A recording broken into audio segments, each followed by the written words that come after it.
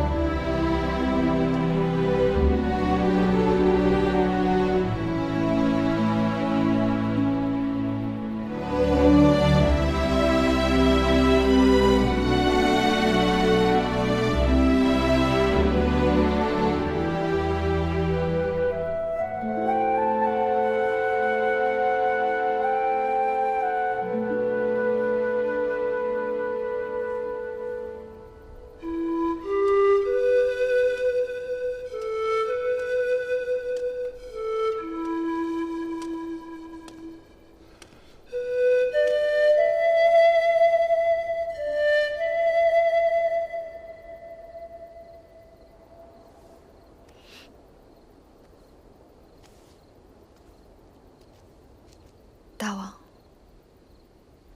你吹奏的是楚国情歌，乡间民谣罢了。听曲调，这本该是男女欢爱之曲。芈月吹奏得如此伤感，想必是在悼念心上人。芈月，君前失仪，望大王恕罪。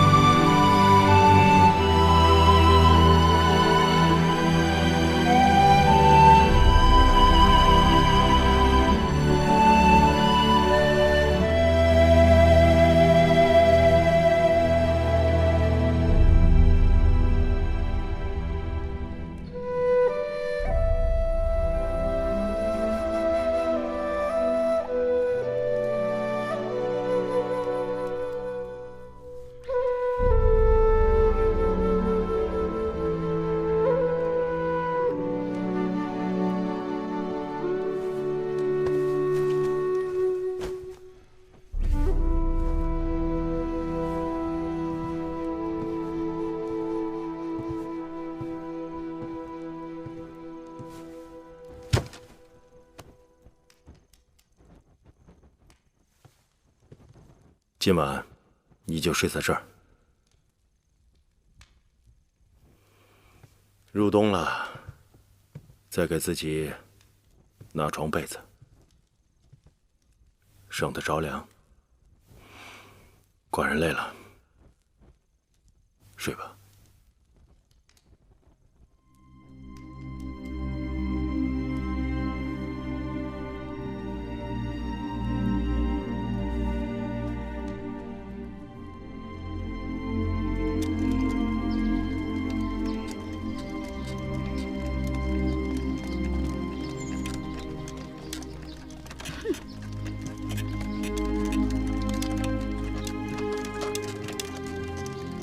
有什么了不起的？乌鸦飞上梧桐树，还能变凤凰。只要能飞上梧桐树，是不是凤凰不重要。哼！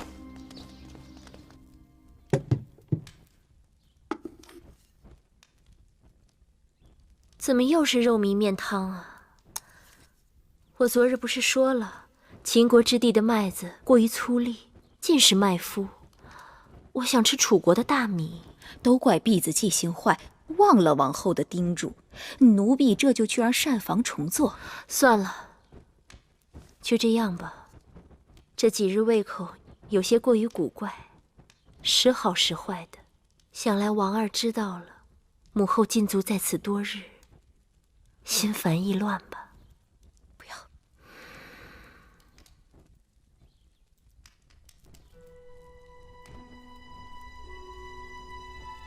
玳瑁姑姑啊，汤勺。哦。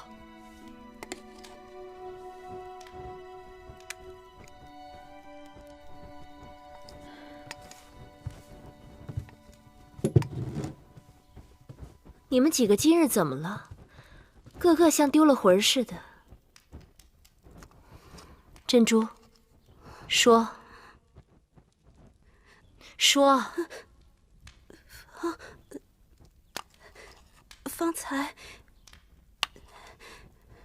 方才有人看到什么？看到芈月乘着大王的辇轿从成明殿回来。大王的辇轿？是。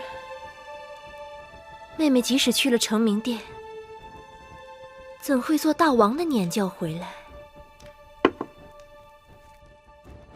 你们出去吧。是。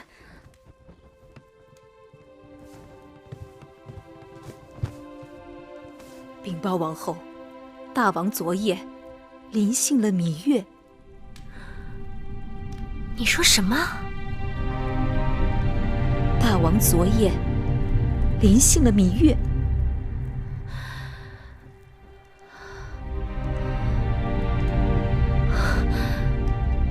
可芈月与我有约，只协助我主持后宫事务，绝不侍寝。他若是真心想侍奉大王，我早就可以给他安排了呀。都怪奴婢愚钝。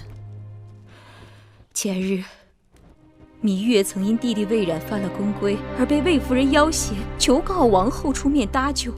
奴婢怕魏夫人借此事滋生事端，算计王后肚子里的孩子，就没让芈月见你。不料，她转身竟然干出这种事来。这就是姑姑的不对了。芈月有难，姑姑怎可趁人之危故意作对？不是奴婢要与她作对，只是她的性情跟手段实在让奴婢替王后担忧啊！此话荒唐。王后想想，自打进宫，芈月表面上事事依附于王后，实际上她事事抢了王后的风头。芈月绝非是甘于久居他人之下的女子，一旦有机会上位，她定会成为王后的劲敌。因此，奴婢本想借水推舟，把芈月赶出秦宫，没成想这一推，竟将她推到大王的睡榻上去了。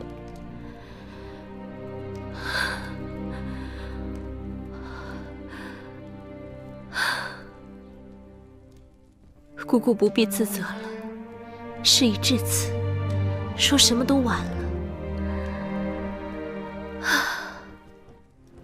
看来这这是命中注定的。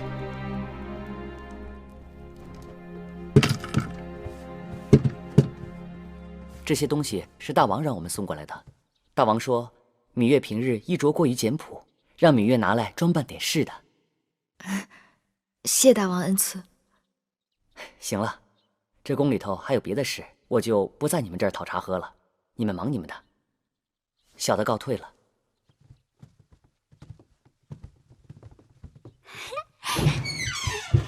哇，好漂亮啊！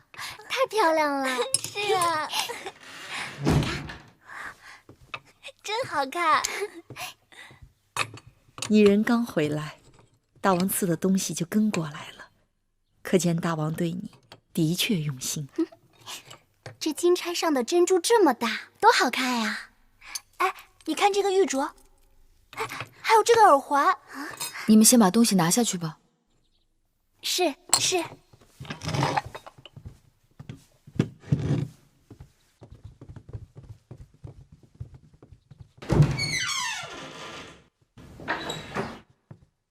我看你回来，就一直心事重重的。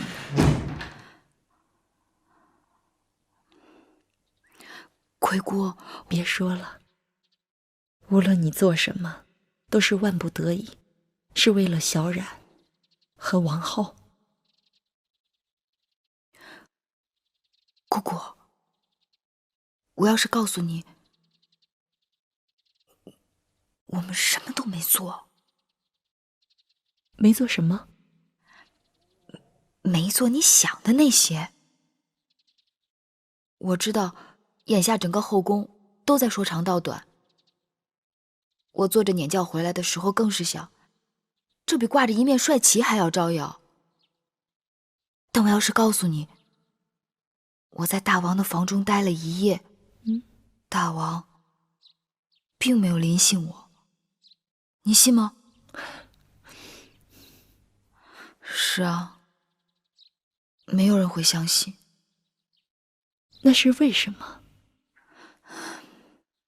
大王的心思很难猜到，但眼下我最担心的是王后，我怕姐姐会不会因此而多心。